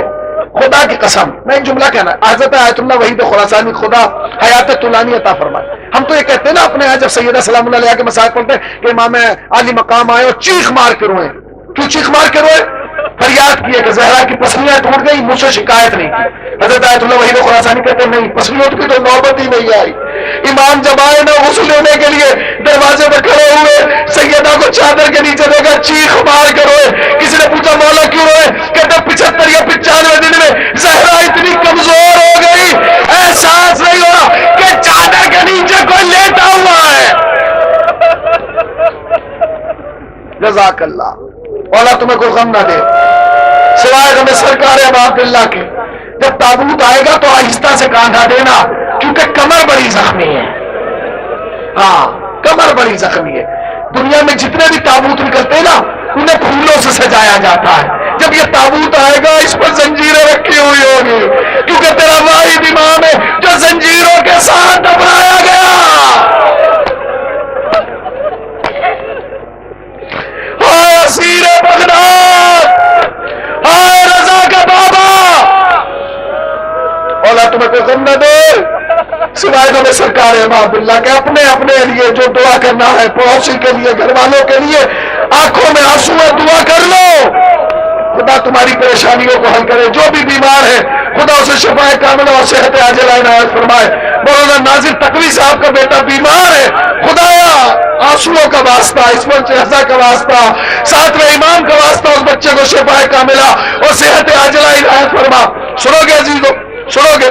آئے امام ہے قید خانے میں. سپاہی آیا ہے، اس کے ہاتھ میں ایک پلیٹ ہے، پلیٹ میں 17 یا 18 انگور ہیں. اس نے لا کے امام سے کہا، بادشاہ نے بھجوایا اسے کھا لیجیے نوش فرمائی. امام نے ایک انگور اور دوسرا، پھر کہتے بھائی اسے لے جاؤ. اس نے کہا نہیں بادشاہ کا حکم ہے کہ سب کھانا ہوگا. امام رونے لگے. سنو گے رو کے کیا کہا؟ کہتے ہیں کہ جب تیرا کام 2 انگوروں سے ہو گیا، میں نے پڑھ دیا تم نے سن. جب تیرا کام 2 انگوروں سے ہو گیا تو ضرورت کیا ہے؟ لے گئے. امام زہر نکلنے کے بعد 2 یا 3 دن زندہ رہے. میں نے پڑھا، تم نے سنا زندہ رہے. جانتے ہو پوچھئے گا کسی ڈاکٹر سے، جب کسی کو زہر دیا جاتا ہے نا تو اس کی 2 کیفیت ہوتی ہے. پہلی کیفیت یہ ہوتی ہے وہ چاہتا ہے مجھے پانی دیا جائے، میں پانی پیوں تاکہ مجھے تھوڑا سی ٹھنڈک ملے، تھوڑا سا سکون ملے. اور دوسرا کام جانتے ہیں وہ چاہتا ہے مجھے تڑپنے کی جگہ ملے. تو جہاں روٹی ایک مل رہی تھی وہاں پانی کا تو سوال نہیں تھا. مگر تاریخ یہ کہتی کہ جس قید خانے میں امام تھے نا اس قید خانے کا عالم یہ تھا کہ اتنی چوڑائی کم تھی کہ امام پاؤں نہیں پھیلا پا رہے تھے، اور بلند اتنا تھا کہ امام رکوع سے زیادہ، اور چوڑائی کا عالم یہ تھا کہ دیوار سے میخیں نکلی ہوئی تھی. اگر امام کروٹ لینا چاہتے تھے، ارے دیوار کی میخیں رضا کے بابا کو اذیت. مولا تمہیں کوئی غم نہ دے سوائے غم سرکار ابو عبداللہ کے. غریب کا تابوت اٹھانے آئے ہو نا، غریب کا تابوت اٹھانے آئے ہو. میں تم سے ایک ہاتھ جوڑ کر جملہ کہنا چاہتا ہوں، شیعہ ہو، سید ہو، عزادار ہو، عابدی، زیدی، کاظمی، بس اتنی گزارش ہے. تمہارے علاقے میں علماء ہیں، تمہارے درمیان علماء موجود ہیں. اپنے گھر میں جب کوئی خوشی کیا کرو نا تو بس اتنا کیا کرو، پہلے یہ تاریخ دیکھ لیا کرو کہ فاطمہ کے گھر میں کوئی غم نہ ہو. کہیں ایسا نہ ہو کہ زہرا کے گھر میں جنازہ رکھا ہو اور ہم اپنے گھر میں خوشی منا رہے ہو، اس لیے کہ زہرا بڑی غریب ہے. ارے زہرا ہی نے ضمانت لی ہے. اے بابا جب تک میرے لال پر رونے والے جنت نہ جائیں گے، زہرا جنت نہ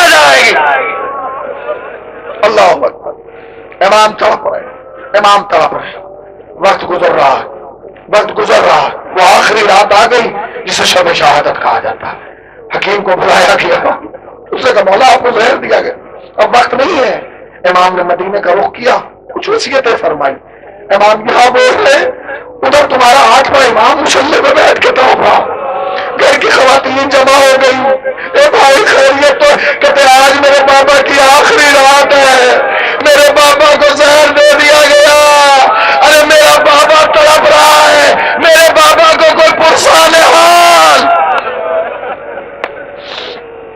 اللہ اکبر، جزاک اللہ، مولا تمہیں کوئی غم نہ دے، مولا تمہیں آباد و شاد رکھے اس غم کے صدقے میں۔ سنو گے، امام اس دنیا سے رخصت ہوئے، غلاموں کو بلایا گیا۔ تم نے کبھی دیکھا کہ کسی کا جنازہ اٹھانے کے لیے غلاموں کو بلایا گیا؟ مزدوروں کو بلایا گیا؟ غلاموں کو کہا اس جنازے کو لے جاؤ اور بغداد کے پول پر رکھ کے آ جانا۔ یہ میں نے کہا ہے رکھ کے آ جانا، یہ میں کہہ رہا ہوں کہ رکھ کے آ جانا۔ مقصد کیا تھا کہ جب رات کے اندھیرے میں جنازہ رکھا جائے گا تو اندھیرے میں کچھ نظر نہیں آئے گا، اور جب لوگ آئیں گے جائیں گے کیونکہ پل سے آمد و رفت ہے تو یہ لاشا پامال ہو جائے گا۔ مگر اعجاز قدرت ہے یہ تھا کہ ادھر کے گھوڑے ادھر رک گئے، ادھر کے گھوڑے ادھر رک گئے۔ لوگوں نے چاہا کہ ان کی سواریاں آگے بڑھیں، سواریاں آگے نہ بڑھیں، مگر جب سورج نکلا تو سواروں نے دیکھا کہ جنازے پر کسی کا پل پہ جنازہ رکھا ہے۔ وہ جو آگے بڑھے نا، انہوں نے جو چادر ہٹائی تو انہوں نے چیخ مار کے کہا یہ تو شیعوں کا 7واں امام ہے۔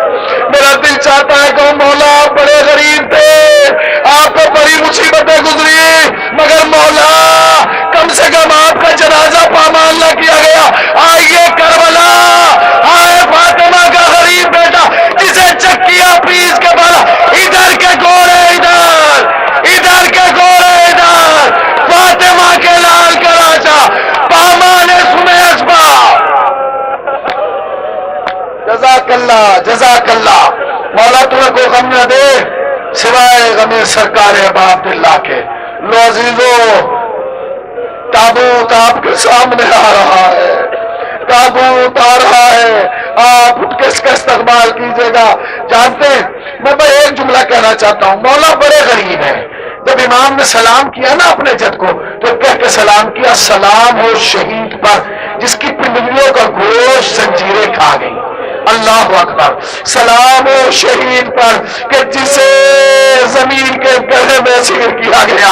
لو عزیزو، مگر امام کے لیے ایک فکرہ ملتا ہے روایت میں کہ جب امام اس دنیا سے گئے نا تو امام کو کفن بڑا قیمتی دیا گیا ہے،